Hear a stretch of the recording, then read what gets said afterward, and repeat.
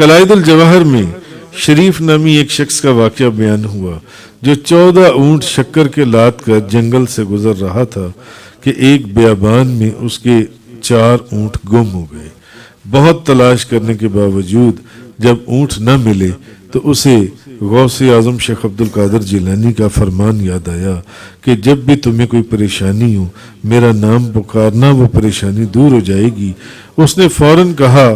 یا شیخ عبد القادر جیلانی میرے اونٹ گم ہو گئے۔